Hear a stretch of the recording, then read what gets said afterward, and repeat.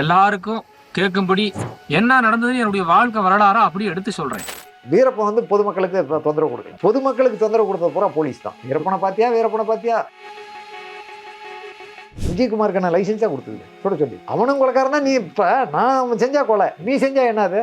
உனக்கு வந்தா ரத்தம், எனக்கு வந்தா தக்காளி சட்னியா? எல்லாம் கொலை தானே, எல்லாம் ரத்தம் தானே. 36 வருஷம் ஒரு காட்டுக்குள்ள ஒரு மனுஷன் இதை பண்றான்னா, முந்தா நேரத்து போனா தேவாரம் எத்தனை பொண்ணுங்களை கற்பழிச்சான்னு தேவாரம் மேல எவ்வளவு அலிகேஷன் வருது. 36 வருஷம் அந்த மனுஷன் காட்டுக்குள்ள இருந்தா அப்படி அந்த மனுஷன் மேல அத்தனை மக்கள் சொல்லலை. நானே வீரப்பனை பார்க்கறதுக்கு போறேன். வீரப்பன் இருந்து நான் உயிரோட வரணும் இல்லை சாவரனா தெரியல. நான் வீரப்பனை கொண்டுட்டு போய் நீ வந்து சரண்டர் ஆகணும்னா அவன் சொல்கிறான். நான் வீரப்பனை காட்டி கொடுக்கலன்னா இவங்க சொல்கிறாங்க. இப்படி நான் மனவேதனையில் இது பண்ணிட்டு இருக்கிறேன். என்ன ஆகுமா, என்ன நடக்குதோ நடக்கிறது நடக்கட்டும். ஆளை கடத்துறதுக்கு வீரப்பன் காட்டி வீசி பண்ணது, காட்டி கொடுத்தது அர்ஜுனா தான். அது வரையிலும் வீரப்பன் யாரையும் ஆளுங்களை கடத்தலை. அதுக்கு பின்னாடி தான் ஃபாரஸ்ட் அதிகாரிங்களா அவங்கள சயின்டிஸ்ட்டு இப்போ ராஜ்குமார் நாகப்பாவை இதெல்லாம் பின்னாடி, அதுக்கு பின்னாடி. அப்புறம் என்ன பண்ணுறாங்க, என்னமோ சவுண்ட் ஆகுது எட்டிப்பாவே, நீ தான் வெயிட் கம்மியாக கூட ஒரு பையன் அந்த செவத்து பிடிச்சின்னு தான் நான் அந்த இந்த ஷோல்டர் மேலே ஏறி நின்று அந்த ஜன்னல் கம்பி பிடிச்சிட்டு பார்க்குறேன். போட்டுக்கிட்டாலாம் ரைஃபிள் கட்டையில் குத்துறாங்க. அந்த இதில் அர்ஜுனா அந்த கேட்டு லாக் ஆஃப் கேட்டை கட்டி பிடிச்சிட்டு அப்படி பிடிச்சி தூக்கிட்டு போயிட்டாங்க. தூக்கி கொண்டு போய் மைசூர் விட்டு தாட்ட துள்ளி அடிச்சு கொண்டு விட்டாங்க சார்.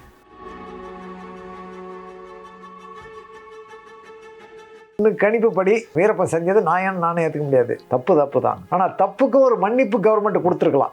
நான் வந்து பொய் சொல்ல மாட்டேன். ஒரு எதிரியை ஒழிச்சுக்கிட்டதுக்கு மட்டும் போய் பேசுவேன். நான் 9 வருஷம் உள்ள இருந்து வெளியே வந்துக்கிறேன்னா நான் எவ்வளவு பாதிக்கப்பட்டிருப்பேன். ஒரு நாள் ஜெயிலில் இருந்து எனக்கு ஒரு வருஷமா தெரிஞ்சுது. 9 வருஷம் நான் உள்ள இருந்து வந்துருக்கேன்.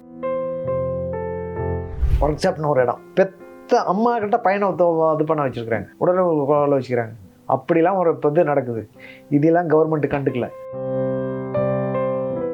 ஏழைக்கு சட்டம் வந்து எட்டாக்கணி தான் சார். பணக்காரன் வளைச்சா சட்டம் வளையும், ஏழை வளைச்சா வளையாது. நீதி என்னைக்குமே ஏழைக்கு, இன்னைக்கு சொல்றேன், ஏழைக்கு என்னைக்குமே நீதி கிடைக்காது.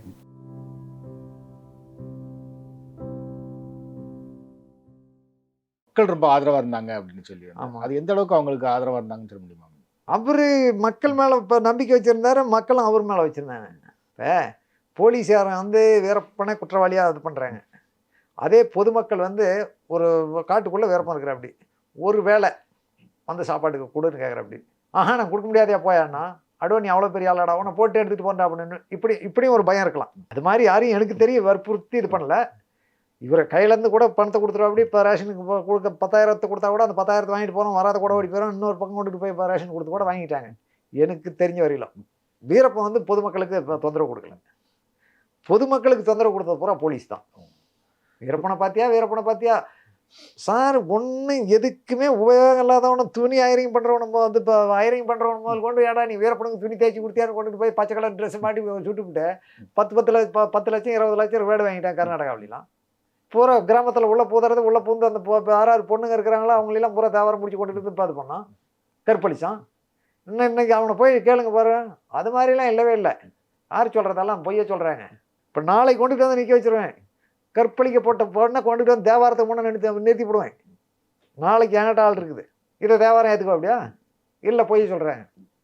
அதுக்கு என்ன ரேப் பண்ணுறோம், ஏன்னா இப்போ வந்து இப்போ மீடியா கொண்டுட்டு போய் வச்சுட்டு இப்போ டேப் ரெக்கார்டு வச்சுட்டு கேமரா வச்சுட்டு சார் பண்ணுவோம். அதுக்கு ரெக்கார்டு கொடுனா எந்த வழியில் கொடுப்பேன்? இல்லை, இது பண்ணது யாரு? தேவாரமே பண்ணனான்னு அந்த அம்மா சொல்லுது. அந்த அம்மா தேவாரமே பண்ணணும் அப்படிங்குது. தேவாரமே பண்ணணும்னு சொல்லுது அந்த அம்மா. இதெல்லாம் வேணும்னு சொல்கிறாங்க, என் மேலே பழி போடுறாங்க. சார், நான் சொல்கிறது ஒன்று, அதிகாரிங்க செஞ்சால் கொலை கிடையாது. இப்போ அதே வீரப்பன் தான் சுட்டுவிட்டான், அதிகாரிகளை சுட்டுவிட்டான், கொலை தானே. இவருக்கு என்ன லைசன்ஸாக கொடுத்துக்குது, விஜயகுமாருக்கு என்ன லைசன்ஸாக கொடுத்துக்குது சுட சொல்லி. அவனும் கொலைக்காரன் தான். நீ இப்போ நான் செஞ்சால் கொலை, நீ செஞ்சால் என்னது? உனக்கு வந்தால் ரத்தம், எனக்கு வந்தால் தக்காளி சட்னியா? எல்லாம் கொலை தானே, எல்லாம் ரத்தம் தானே. ஒரு மனுஷன் தெரியாதவன் தப்பு பண்ணுறது ஜகஜியம்.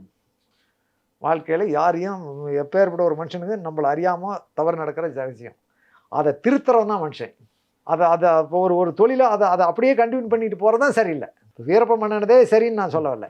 வீரப்பன் மன்னனும் தப்பு இருக்குது, ஆனால் திருந்தி நாட்டுக்குள்ளே வந்திருக்கணும். அதை மீண்டும் அதிகம் செய்யக்கூடாது. இன்றைக்கி ஒரு போலீஸ் ஆஃபீஸர் சுட்டுவிட்டோம், நாளைக்கு இப்போ இவனை சுட்டுவிட்டோம் வரமாட்டாங்கன்னு கணக்கு போடக்கூடாது.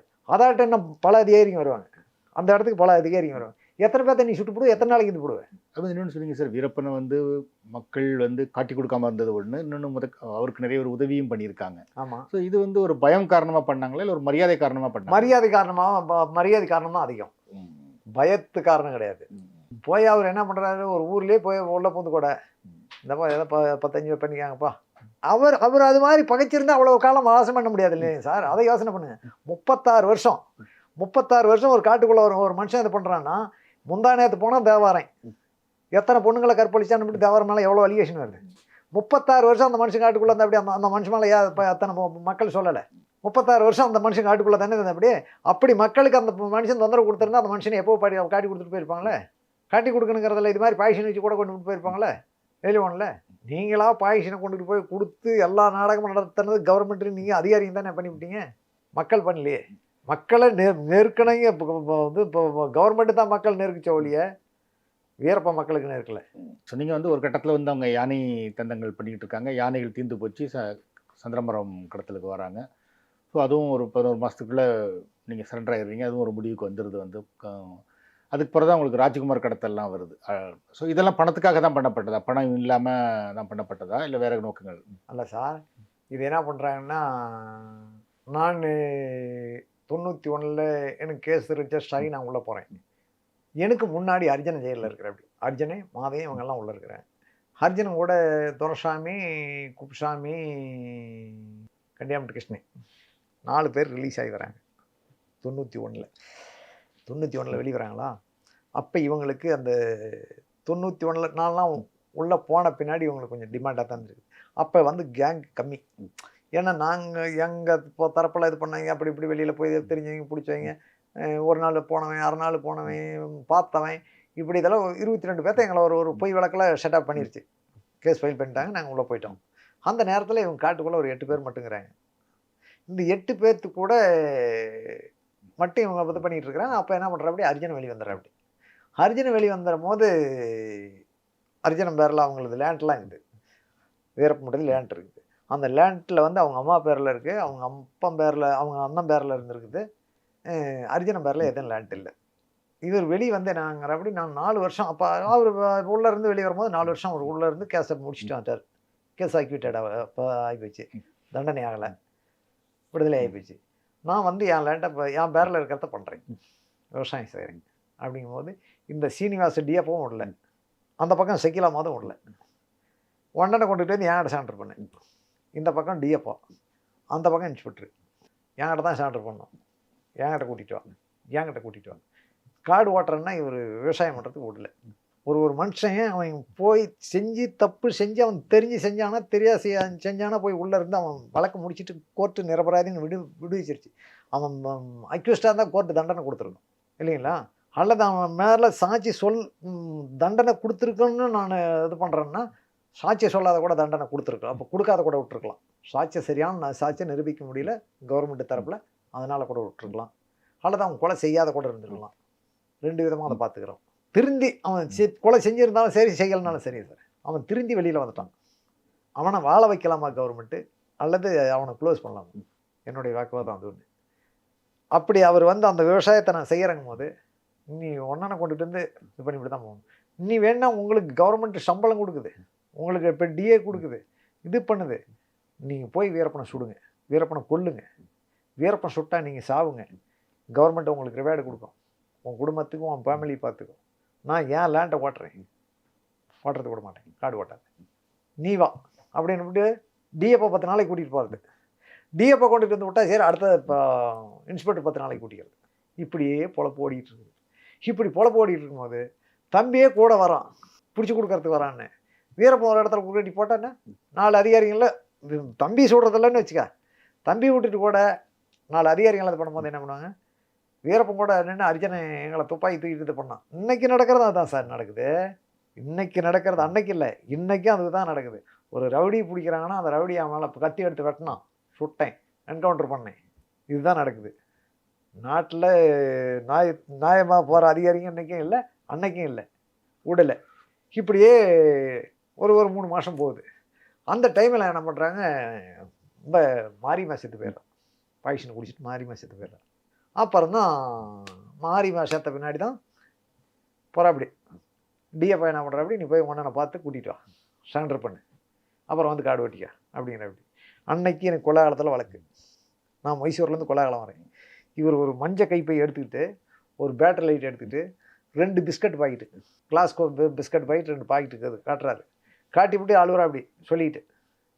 இந்த பக்கம் நான் 4 வருஷம் உள்ள, நீங்கள் அப்போ என்ன பண்ணிட்டு இருக்கிற அப்படின்ட்டு, நீ வெளியே வந்துட்ட, நாங்கள்லாம் உள்ளக்கிறோம் அப்படின்னுட்டு நான் அர்ஜுன்கிட்ட பேசுகிறேன். நீங்கள் இப்படி உள்ளே நிம்மதியாக்குறீங்க. நான் உள்ளே இருந்தனாலும் பரவாயில்ல, 4 வருஷம் நான் உள்ளே இருந்தேன், இன்னும் ஒரு 10 வருஷம் எனக்கு தண்டனை கொடுத்தாவோட நான் உள்ளே இருந்திருக்கலாம். நான் வெளியே வந்து அணுவணுவாக என்ன சித்திரவதை பண்ணுறாங்க அப்படின்னு சொல்லிட்டு அழுகுறா அப்படி. ஏன் என்ன உனக்கு வெளியே வந்துட்டு என்ன உனக்கு என்ன சுதந்திரமாக தானே இருக்கிறேன் அப்படிங்கிறேன். நான் இப்படி கேட்குறேன். இந்த பக்கம் டிஎஃப்ஓ 15 நாளைக்கு கூட்டிகிட்டு போயிடுறான், இந்த பக்கம் டிஎஃப்ஓ வந்து இன்ஸ்பெக்டர் 15 நாளைக்கு கூட்டிகிட்டு போயிடுறான். காட்டு காட்டு காட்டு காட்டுன்னு எனக்கு பிடிச்சிட்டு இது பண்ணால் நான் எத்தனை நாளைக்கு இது பண்ணுறது? நான் மன வேதனைக்கு உள்ளாகி போயிட்டேன். மனசு ரீதியாக நான் உள்ளே இப்போ அது இப்போ வெந்து நான் ஒவ்வொரு நாளும் செத்து பிழைக்கிறேன் அப்படின்னு சொல்லிட்டு அழுகுற அப்படி. அழுது விட்டு பாரு, இன்றைக்கி நான் அண்ணனை பார்க்குறதுக்கு போகிறேன், நான் திரும்பி வரமாட்டேன்னு எனக்கு தெரியாது. அவங்க அண்ணன் அப்போ மாதையும் உள்ளக்கிற அப்படி போய் எங்கள் அண்ணங்கிட்ட சொல்லிவிடு, நான் வீரப்பனை பார்க்குறதுக்கு போகிறேன். வீரப்பனிருந்து நான் உயிரோடு வரணும் இல்லை சாவரனா தெரியல.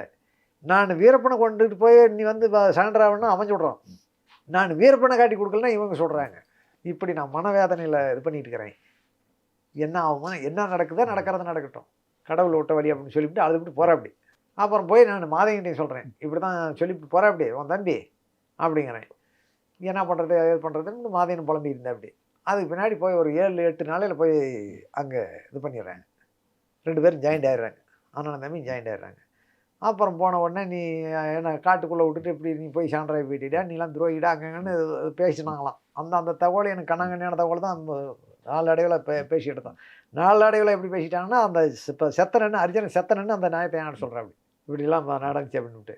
அப்புறம் என்ன பண்ணுறாங்க, அப்போ இவங்ககிட்ட பணம் இல்லை. இந்த கருப்புகளுக்கு ஒரு அர்ஜுனன் தான் கிட்னாப் பண்ணுற அப்படி. கிட்னாப் வந்து பெரிய கேஸ் கிடையாது, குறிப்பிட்ட டைமில் பணம் வருது அப்படிங்கிறது. கருப்புகளுக்கு ஒரு தானே கோடிக்கணக்கில் சம்பாதிக்கிறான். மேனேஜருங்களை போய் தூக்கினா சரி, அல்லது கோரி நிப்பாட்டினா சரி, பணம். ஓபிள் செட்டியார்னு ஒரு செட்டியார் இருந்தார். அவருக்கு அங்கே சங்கலத்தில் இப்போ தமிழ்நாட்டில் பருகூர் தாட்டகர தாமரக்கர பக்கம் ஒரு கோரி இருந்துச்சு. அதில் மாதம் 1 கோடி டர்ன் ஓவர் ஆகும். அந்த குவாரியில் போய் மேனேஜரை கடத்துறாங்க. கடத்தி வச்சுக்கிட்டு பணம் கொடு, 16 லட்சம் ஒரு டைம் கொடுத்துரு அப்படி, 28 லட்சம் ஒரு டைம் கொடுத்துரு அப்படி. சார் ரைட்டு, இது பண்ணது அர்ஜுனன். ஆமாம், ஆளை கடத்துறதுக்கு வீரப்பன் காட்டி வச்சு பண்ணது, காட்டி கொடுத்தது அர்ஜுனன் தான். அது வரையில் வீரப்பன் யாரையும் ஆளுங்களை கடத்தலை. அதுக்கு பின்னாடி தான் ஃபாரஸ்ட் அதிகாரிங்களாம் அவங்கள சயின்டிஸ்ட்டு இப்போ ராஜ்குமார் நாகப்பாவை இதெல்லாம் பின்னாடி. அதுக்கு பின்னாடி ஃபஸ்ட்டு இதுக்கு இது பிள்ளையார் சொல்லி போட்டது அர்ஜுனன் தான். இந்த வழியிலையும் பணம் சம்பாதிக்க முடியும் அப்படிங்கிற மாதிரி அது கவர்மெண்ட்டில் அவங்களாம் ஒரு பேப்பரெல்லாம் அப்படி இப்படி இது பண்ணதை நான் ஜெயிலில் இருந்துட்டு பார்க்குறேன். 144 குறையில் பணம் வசூல் பண்ண மாதிரி. 10,000 வாங்கியிருக்கலாம், 5,000 வாங்கியிருக்கலாம், 10 லட்சமும் வாங்கியிருக்கலாம், 5 லட்சமும் வாங்கியிருக்கலாம். அது நான் என்னால் கரெக்டாக கன்ஃபார்மாக சொல்ல முடியாது. கவர்மெண்ட்டு அறிவித்தபடி பேப்பரில் இது பண்ண வரையிலும் மக்கள் பேசிட்டு காதுக்கு வந்த கண்ணாங்கண்ணியான நியூஸ் தான். 144 குறையில் பணம் வாங்கின மாதிரி ஒரு பேச்சு அடிப்பட்டு. அதுக்கு பின்னால் என்ன பண்ணுறாங்க, அந்த பணத்தெல்லாம் சேகரித்து வச்சுக்கிட்டு தான் நேராக அங்கேருந்து வந்து டிஎஃப்ஓவை தூக்குறாங்க. எங்கள் அண்ணன் வந்து சான்றா வரான் வான்னு சொல்லி கூட்டிகிட்டு போய் அப்போ தான் சொல்கிறேன் அப்படி. நான் இப்போ சொல்கிறேன் அப்படியா வீரப்பன் சொல்கிறேன் அப்படியா, அர்ஜுனா நான் டிஎஃப்ஓ சுடணுன்னு கங்கானம் கட்டிக்கிட்டா, நான் வீரப்பனை சுடணும் அப்படிங்கிற அப்படியா. எப்படி சுடுவேன் அப்படின்னு அர்ஜுனா வாக்குவாதம் பண்ணிக்கிறேன் அப்படி. ஏதோ ஒரு வழியில் போய் ஊருக்குள்ளேயே அவர் போய் பூந்து சுட்டுக்கிட்டு வரணும்டா அப்படின்னு பேசுகிறேன் அப்படியா. திரியிற டிஎஃப்ஓ வானா வருவான் அப்படின்னு அப்படியும் அர்ஜுனன். எப்படா வருவான்னு இப்போ சொல்கிற அர்ஜுனா, ஏடா அவன் வருவானா, அவன் திருடண்டா அங்கடா இது பண்ணிக்கிறேன். உனக்கு எதுக்கு அந்த வேலை, டிஎஃப்ஓ வான்னா வந்துடுவான், நான் கூப்பிட்டுனா வந்துடுவான் அப்படின்னுக்கிறேன் அப்படி. சரி ரைட்டு, இதைத்தானே தம்பி இப்படி தானே சொல்கிறான், நீயே போடா போய் கூட்டிகிட்டு வாடா அப்படின்னு தான் அர்ஜுனை விட்றாங்க. அர்ஜுனை வந்து என்ன சொல்கிறேன் அப்படி, எங்கள் அண்ணன் வந்து சான்றா வரான், கொஞ்சம் யானை கொம்பு இருக்குது, ஏற்கனவே கொஞ்சம் கொம்பு இருந்துச்சு, அந்த கொம்பெல்லாம் மாற்றிவிட்டு நான் செலவுக்கு பண்ணல தான் நான் இப்போ 2-3 மாதமாக வரல, அதனால் இப்போ பணமெல்லாம் ரெடி ஆகி போச்சு. எங்கள் அண்ணன் ரெடியாக பார்த்து வக்கீலுக்கெல்லாம் வச்சு உங்களை வச்சு வக்கீலை வச்சு இது பண்ணி விடுங்க, வர்றாங்கறான் இப்படி தான் கூட்டிகிட்டு போகிறேன். அப்படி கூட்டிகிட்டு போய் போட்டுடுறாங்க. போட்டது அங்கேருந்து அப்படியே கேஸ் ஆகி போச்சுல, அப்படியே போனது தான். அப்புறம் அப்படியே போன பின்னால் அப்படியே அப்புறமெல்லாம் தொடர்ந்துக்குச்சு. போலீஸ்காரர் இப்போ இது பண்ணது தான், இது பாரஸ்காரர் இது பண்ணது தான், கடத்தினது தான், சுட்டது தான். அப்புறம் அப்படியே வளர்ந்துக்குச்சு. அது அப்படியே வளர்ந்து கடைசியில் அந்த சிதம்பரநாதங்கிற டிஎஸ்பி ஒருத்தரை கடத்துறாங்க. அப்போ ஏதோ அர்ஜுனுக்கு அடிபட்டுருச்சுங்கிறாங்க. அது என்னங்கிறது டீட்டெயிலாக அது தெரியல. ஏற்கனவே அவருக்கு காலில் ஒரு கொப்பளை மாதிரி வந்து இதாகிடுச்சுங்கிறாங்க. அது என்னங்கிறது டீட்டெயிலாக அவ்வளோ இதாக தெரியல. அவரை கடத்தி வச்சுக்கிட்டு தான் இவருக்கு ட்ரீட்மெண்ட்டுக்கு விட்றாங்க. கோயம்புத்தூர் இப்போ கலெக்டர் பழனிப்பா கலெக்டர் முகாதாரமாக தான் போய் அங்கே இது பண்ணுறாங்க. அங்கேருந்து கன்னெல்லாம் எடுத்துடுறாங்க. ஒரு மைக்கிங் இன்ஜெக்ஷன் போட்டு எடுத்துடுறாங்க. எடுத்துப்பட்ட பின்னாடி அப்புறம் மறுபடியும் கர்நாடகா ஒரு 3 மாதமாக 6 மாதமாக அங்கே கேஸ் இருக்குது கர்நாடகாவில். அந்த கேஸை பிடி வாரண்ட் கொண்டுட்டு போய் கோயம்புத்தூர் ஜெயிலில் வைக்கிறாங்க. பிடி வாரண்ட் வச்சு தான் தூக்கிட்டு வராங்க. சைனட்டு முழுங்கிவிட்டாங்கன்னு இப்போ சொல்கிறாங்கல்ல, கவர்மெண்ட் சொல்லுதில்ல, சைனட்டு எப்படி வரும், ஜெயிலுக்குள்ளே இருக்கிறவனுக்கு எப்படி சைனட்டு வரும்? கோயம்புத்தூர் சிறையிலேருந்து வெளியே வரும்போது சிறைத்துறை செக் பண்ணி தான் போலீஸ்கிட்ட ஒப்படைக்குது. அவங்க செக் பண்ணி தான் வேனில் ஏற்றுறாங்க.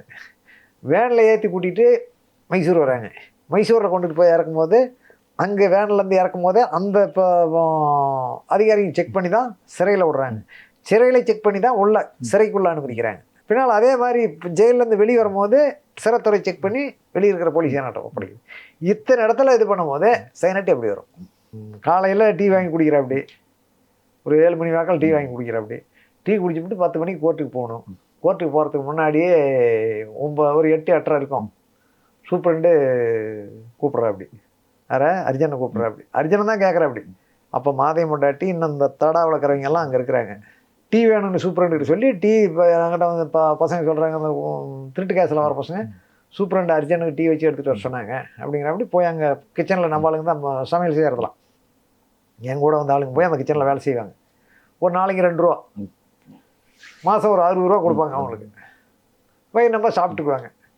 இந்த வேலையை செஞ்சுட்டு இருக்கிறேன். சரி இப்போ இது மாதிரி அர்ஜுனுக்கு டீ வேணுமாண்டா சூப்பரண்டு சொல்லிக்கிறேன் அப்படின்னா கொஞ்சம் டீ வச்சு கொடுங்கடான்னு டீ எடுத்துகிட்டு நான் தான் போகிறேன் ஆஃபீஸுக்கு. போய் சூப்பரண்டு ஆஃபீஸில் டீ கொடுக்குறேன். டீ வாங்கி குடிக்கிறேன் அப்படி. எங்கள் அண்ணமுடா டீ பார்க்கணும், இன்னும் இருக்கிறவங்க எல்லாம் பார்க்கணும் அப்படி என்கிட்ட பேசிட்டு இருக்கிறேன் அப்படி. பேசிகிட்டு இருந்த கூட தான் பேசிகிட்டு இருக்கும்போதெல்லாம் இவங்க எல்லாத்தையும் கூப்பிட்டு பொம்பளைங்களெல்லாம் பேசிவிட்டு இது பண்ணிகிட்டு இருக்கிறேன் அப்படி. சங்கர் பேர் தான் இப்படி தான் சூப்பரண்டா ஒன்னாட்டம் உட்காந்துட்டு இருக்கிற அப்படி. இப்படி சேரில் அர்ஜுனா உட்காந்துட்டு இருக்கிற அப்படி. அங்கேருந்து வந்த உடனே பார்த்துட்டு தான் என்ன அவனை சேர் போட்டு உட்கார வச்சுருக்கிற ஒரு அக்யூஸ்டை அப்படின்ட்டு சங்கர் பேர் கேட்க சூப்பரண்டை 2 பேர்த்துக்கு அவுத்தியை முட்டிச்சாண்டை. ஏடா நீ சேர் போட்டு இப்போ நான் உட்காந்தா ஒழுங்கிறடா இப்போ உங்கள்கிட்ட இருந்தால் தான் துப்பாக்கியை சார் இப்போ ஏகபட்சம் இட்டா குண்டேறு நாஜு இப்போ இட்டா ஏறாதா ஆயா அம்மானு 2 பேரும் வலுவாக முட்டிக்கிட்டாங்க. சூப்பரண்டை அப்புறம் தகமானம் சொல்லி வாங்க போகலாம் அப்படின்ட்டு சங்கர் பேர் வெளியே கூட்டிகிட்டு போயிட்டார். அன்னைக்கு சாயந்தரம் பின்னால் அந்த சண்டை முடிஞ்சு போச்சு. ஒரு 10 மணிக்கு உள்ள அந்த சண்டை முடிஞ்சு போச்சு. 10 மணிக்கு கோர்ட்டுக்கு போகிறாங்க. கோர்ட்டுக்கு போயிட்டு 12 மணிக்கெலாம் கூட்டிகிட்டு வந்தேன். சாயந்தரம் 5 மணிக்கு கூட்டிகிட்டு வாங்க, அண்ணன் வரையிலும் வழக்கு விசாரணையில் இருக்குது, நீங்கள் 5 மணிக்கு கூட்டிகிட்டு வாங்கன்னுட்டாங்க. 5 மணிக்கு போயிருக்கிறேன். 3 மணிக்கு பின்னால் கூட்டிகிட்டு போகிறாங்க. 3 மணிக்கு போயிட்டு 6 மணிக்கு 5:30 வந்துட்டேன். 1 வாரம் கஸ்டடி, போலீஸ் கஸ்டடி. இவங்க அப்ளிகேஷன் கொடுத்து கஸ்டடி எடுத்துக்கிட்டாங்க. 6 மணிக்கு உள்ள அந்த கஸ்டடிக்கு கோர்ட்டில் இருந்து ஆர்டர் வரணும். சூப்பரண்டு கைக்கு ஆர்டர் வந்துச்சுன்னா அந்த ஆர்டரை படித்து பார்த்து தான் சூப்பரண்டு தான் நம்ம கஸ்டடி கொடுக்கணும். 6 மணிக்குள்ளே ஆர்டர் வந்துருச்சுன்னா கொடுத்துடலாம். 6 மணிக்கு மேலே வந்தால் கொடுக்கக்கூடாது, விடிஞ்சு காலையில் தான் கொடுக்கணும். 5:30 மணிக்கு ஆர்டர் வந்துடுச்சு, இவங்க கொடுக்கல. சிறைத்துறை அதிகாரி சூப்பரண்டை கணக்கு பண்ணிவிட்டான் சங்கர் பேர். நைட்டு 11 மணி தான் கூட்டிகிட்டு போகிறேன் கஸ்டடிக்கு கூட்டிகிட்டு போகிறாங்கன்னா இது நான் இருக்கிற ரூம்பு, அந்த கேமரா வாட்டம் குறுக்க ஒரு செவரு, அதுக்கு அந்த பக்கம் இப்போ அந்தாண்டு ரூமில் அவங்க இருக்கிறாங்கன்னு வச்சுக்கோங்களேன். இதில் கொஞ்சோண்டு கேப் இருக்குது. ஒரு இந்த ஏசி இருக்குதுல்ல, இவ்வளோ மடத்தில் ஒரு ஜன்னல் இருக்குது. அவங்கள அங்கே அடிக்கும் போது கருவமுறோடு கத்துறாங்க. இந்த பக்கம் வந்து என்னடா இப்படி கத்துறாங்க அப்படின்ட்டு நான் அன்னைக்கு ஜெயிலில் வீக்கு நான் தான் ஒரு இப்போ 40 கிலோவுக்குள்ளே, இப்போ 40 கிலோ தான் இருக்கிறேன். 55 கிலோ நான் ஜெயிலுக்கு போகும்போது 55 கிலோ இருந்தேன். 40 கிலோவுக்கு வந்துட்டேன். அப்புறம் என்ன பண்ணுறாங்க, என்னமோ சவுண்ட் ஆகுது, எட்டிப்பாரு நீ தான் வெயிட் கம்மியாகிறன்னு ஒரு பையன் அந்த செவத்து பிடிச்சின்னு தான் நான் அந்த இந்த ஷோல்டர் மேலே ஏறி நின்று அந்த ஜன்னல் கம்பியை பிடிச்சிட்டு பார்க்குறேன். போட்டுக்கிட்டாலாம் ரைபிள் காட்டையில் குத்துறாங்க. அந்த இதில் அர்ஜுன் அந்த கேட்டு லாக்அப் கேட்டை கட்டி பிடிச்சிட்டு அப்படி போட்டு குத்துன்னு குத்துறாங்க. அந்த கிரவுண்டே ஃபுல்லாக நிற்கிது. ஒரு 70-80 பேருக்கு பக்கமாக நிற்கிறேன். பிடிச்சி தூக்கிட்டு போயிட்டாங்க. தூக்கி கொண்டுட்டு போய் மைசூர் விட்டு தாட்டத்துலேயே அடிச்சு கொண்டு விட்டாங்க சார். நரசிபுரம் வந்து சைனட்டு முழுங்கி விட்டாங்க அப்படின்னு நரசிபுரம் என்பதால் தான் போஸ்ட்மார்ட்டம் இது பண்ணாங்க. அங்கே போஸ்ட்மார்ட்டம் இது பண்ணுறதெல்லாம் பூரா டாக்டருங்களை போய் இப்போ இது பண்ணதான். கவர்மெண்ட்டுக்கு எக்கனாஸ்டான ஆளுங்க சார், நீங்கள் போடுங்க சைனட்டு முழுங்கி விட்டாங்க இப்போ போடுங்கன்னா கவர்மெண்ட்டுக்கு என்ன சார், ஒன்றுக்கு ஒன்று கவர்மெண்ட் ஆஃபீஸருங்க எந்த ஆஃபீஸராக இருந்தாலும் ஒன்றுக்கு ஒன்று விட்டுலாம் கொடுக்க மாட்டாங்க. அப்படி தான் நடந்தது. அது பின்னால் என்ன பண்ணாங்க, அங்கே பாடியெல்லாம் கொண்டு போய் போஸ்ட்மார்ட்டம் பண்ணி அங்கேயே புதைக்கிறாங்க. நேராக வந்தாங்க, அவங்க பாடி இது பண்ணாங்க, வந்து பொம்பளைங்களை கூட்டிகிட்டு போனாங்க. அதை பாரு அவன் பறிச்சாங்க கிடக்குறான், போடுங்க கையெழுத்து. பாடி கொடுத்த மாதிரி இங்கேயே இது பண்ணிட்டாங்க, அங்கேயே பாடியெலாம் போச்சுட்டாங்க. போச்சுட்டு தான் என்ன பண்ணாங்க, அவங்கள இருந்தாண்டா ஜீப்பில் இவங்கள தானே போய் ஜீப்பில் கூட்டிகிட்டு போகிறாங்க, ஜீப்பில் பின்னாலே கூட்டிகிட்டு வந்து வீட்டில் விட்டுறாங்க. வீட்டில் விட்டு தான் பின்னால் அங்கேருந்து பாடி நோண்டி வேறு பக்கம் கொண்டு போய் இது பண்ணிட்டாங்க. ரீஎன்கொயரி வந்தாலும் பாடி அந்த இடத்துல கூட்டிகிட்டு போய் காமிச்சு அங்கே பாடி இருக்காது. வீரப்பன் ஒரு மதிப்பீடு செய்கிறதுன்னா நீங்கள் என்ன சொல்லுவீங்க? வீரப்பன் உண்மையிலே எப்படிப்பட்ட மனிதர்? வீரப்பனை பொறுத்தவரையில், என்னை பொறுத்தவரையில் நான் நல்ல மனுஷன் தான் சொல்லுவேன். ஆனால் கவர்மெண்ட்டோ இருக்கிற போலீஸ் ஆஃபீஸருங்களோ அவன் வீரப்பன் கூட இருந்தவன் அவன் அப்படி தான் சொல்லுவாங்கிற மாதிரி தான் கணக்கு போடுவாங்க. என்ன கணிப்புப்படி வீரப்பன் செஞ்சது நானே ஏற்றுக்க முடியாது. தப்பு தான். ஆனால் தப்புக்கு ஒரு மன்னிப்பு கவர்மெண்ட் கொடுத்துருக்கலாம். ஒரு மனுஷன் தப்பு செய்கிறான்னா அந்த தப்பாகவே அவன் செய்கிறத அவன் தெரிஞ்சு செய்கிறானா தெரியாது செய்கிறானா, அது இப்போ அது இயற்கையில் நடக்க வேண்டிய சார். ஆனால் ஒரு மனுஷன் திருந்தி வாழ்கிறதுக்கு வாய்ப்பு கொடுத்துருக்கணும் கவர்மெண்ட்டு. நான் அப்படி தான் பார்க்குறேன். வீரப்பன் செஞ்சதே நாயன்னு சொல்லவில்லை. அன்னைக்கு வீரப்பனை அந்த அளவுக்கு இப்போ இது பண்ணனது வறுமை ஒன்றாச்சுங்களா. அந்த வறுமை கோட்டில் இருக்கிறான்னா ஒரு மனுஷனே கவர்மெண்ட்டு தான் ஓரளவுக்கு இது பண்ணி விட்ருக்கணும். இன்றைக்கி அதே வடநாட்டில் பஞ்சாபில் இதில் இப்போ வடநாட்டில் தீவிரவாதிங்க சான்றாகிறாங்க. அவங்களுக்கு இப்போ சப்போர்ட் பண்ணுது கவர்மெண்ட்டு, லோனு கொடுக்குது, ஆயுதத்தை ஒப்படைங்க அப்படிங்கிறாங்க. அது மாதிரி வீரப்பனுக்கு கொடுத்துருக்கலாமே. வீரப்பன் சான்றாகணும்னு தானே கேட்ட, அப்படி கொடுத்துருக்கலாமே. புறக்கணிக்கிறாங்களே. அர்ஜுனன் சாகும் போது தான், செத்த பின்னாடி தான் அந்த சதாசிவா கமிஷன் ஒரு கமிஷன் கொடுத்துட்டு இருந்தேன். மக்கள் பாதிக்கப்பட்டிருக்கிறாங்க அப்படிங்கிறத ஒரு லிஸ்ட் எடுங்க அப்படின்னு ஒரு சதாசிவா கமிஷன் ஒரு இப்போ ரிட்டையர்டான ஜட்ஜி போட்டு இது பண்ணாங்க. அப்போ நானும் ஜெயிலில் உள்ளதாக இருக்கிறேன். அந்த ஜட்ஜி ஒரு 3 மாதமாக 6 மாதமாக டைம் கொடுக்குறாங்க. இது பெரிய நெட்வொர்க் மாதிரி நிறையா பேர் பாதிக்கப்பட்டிருக்கிறாங்க சார். ஒரு ஆள் 2 ஆள் பாதிக்கப்படல, நிறையா பேர் பாதிக்கப்பட்டிருக்கிறாங்க. இதில் என்ன பண்ணுறாங்க, அந்த சதாசிவா கமிஷன் வந்து விசாரணை பண்ணுது. அப்போ நான் உள்ளே இருக்கிறேன், என்கிட்ட வந்து விசாரணை பண்ணலை. எங்கள் வீட்லேயோ இன்னும் பாதிக்கப்பட்ட மக்கள் வீட்லேயோ ஒரு சில இடத்துல இது பண்ண கொஞ்சம் விவரம் தெரிஞ்சு கொடுத்துருக்குறாங்க சார். ஒரு சிலருக்கு தெரியல சதாசிவா கமிஷன்னா என்ன தெரியல. போலீஸ் இப்போ இங்கே தான் வீரப்பன் அடிப்படையில் தான் போலீஸ் வந்தாவே பயந்துக்கிறப்ப அதில் இருக்குதே. போலீஸா அல்லது அதிகாரிங்களா நல்லது பண்ணுறதுக்கு வராங்களா கெட்டது பண்ணுறதுக்கு வராங்களாங்கிறது தெரியல. இப்போ நானும் 9 வருஷம் அந்த கேஸில் உள்ளே இருந்து தான் பாதிக்கப்பட்டு வந்திருக்கிறேன். இதில் நான் உள்ளே இருக்கும் போதே அந்த சதாசிவா கமிஷனுக்கு கொடுத்த டேட்டு முடிஞ்சு போச்சு. அவங்க என்ன பண்ணுறாங்க, ஒரு 300 பேர்த்த அவர் இன்வெஸ்டிகேஷன் பண்ணிக்கிற, அப்படி ஒரு 89 பேர்த்த இவங்க தான் பாதிக்கப்பட்டவங்க அப்படின்னு கவர்மெண்ட்டுக்கு அவருக்கு அந்த பீரியடு முடிஞ்சு போச்சு. இப்போ ஒரு 2 மாதம் டைம் கொடுக்குறாங்க. அந்த 2 மாதம் அவர் எவ்வளோ பேர்த்த விசாரிக்க முடியும்? விசாரிக்க முடியாது இல்லைங்களா. ஃபுல் டீட்டெயிலாக ஒரு 1000கணக்கான பேர் இருக்கிறாங்கன்னா அத்தனை பேர்த்த பார்த்து பண்ண முடியாது இல்லைங்களா. அந்த 2 மாதத்தில் அவரால் முடிஞ்சதை கொடுத்துட்டு போயிட்டார், அறிக்கை கொடுத்துட்டு போயிட்டாங்க. இவ்வளோ தான் பாதிக்கப்பட்டதுன்ட்டு. நான் என்னங்கிறேன்னா, கவர்மெண்ட்டு நானும் தான் பாதிக்கப்பட்டிருக்கேன். இப்போ ஏன் ஜட்ஜ்மெண்ட் காப்பிலாம் இருக்குது, அதை கூட காட்டுறேன் உங்கள்கிட்ட. 9 வருஷம் உள்ளேருந்து வந்திருக்கிறேன். என்னாட்டம் பாதிக்கப்பட்டவங்க நிறைய பேர் இருக்கிறாங்க. ஒரு நாள் போனவனு இருப்பான், 6 நாள் போனவனு இருப்பான். இதுக்குன்னே கவர்மெண்ட்டு இப்போ கூட என்ன பண்ணணுன்னா, ஒரு ஃபார்ம் ரெடி பண்ணி ஒரு குரூப்பை ரெடி பண்ணி உண்மையாக யார் பாதிக்கப்பட்டிருக்கிறாங்க அவங்கள கண்டறிஞ்சு அவங்களுக்கு நிவாரணம் கொடுக்கணும். ஏன்னா அவங்கெல்லாம் இப்போ நானே இருக்கிறேன்னா, நான் 9 வருஷம் உள்ளேருந்து வெளியே வந்துக்கிறேன்னா நான் எவ்வளோ பாதிக்கப்பட்டிருப்பேன், புரிஞ்சுக்கிட்டீங்களா. ஒரு நாள் ஜெயிலில் இருந்து எனக்கு 1 வருஷமாக தெரிஞ்சுது. 9 வருஷம் நான் உள்ளேருந்து வந்துருக்கேன். இதாட்டம் நிறையா பேர் அடிப்பட்டவங்க. இப்போ எனக்கு வந்து அடி இல்லை, கரண்ட் சேக் இல்லை. இதாட்டம் நிறையான பேர்த்த இது பண்ணாங்க. அங்கேயே ஸ்டேஷன்லேயே மாதேஸ்வரமில் ஸ்டேஷனில் ஒர்க் ஷாப்னு ஒரு இடம், பெத்த அம்மா கிட்ட பையனை இது பண்ண வச்சுருக்குறாங்க, என்ன உடலுறவு வச்சுக்கிறாங்க. அப்படிலாம் ஒரு இது நடக்குது. இதெல்லாம் கவர்மெண்ட்டு கண்டுக்கல. கவர்மெண்ட்டு கண்டுக்கிறதில்ல. அதிகாரிங்க என்ன தப்பு பண்ணனாலும் அது அரசியல்வாதிங்க கண்டுக்க மாட்டாங்க. ஏன்னா அதிகாரிகளும் அரசியல்வாதிகளும் ஒன்று.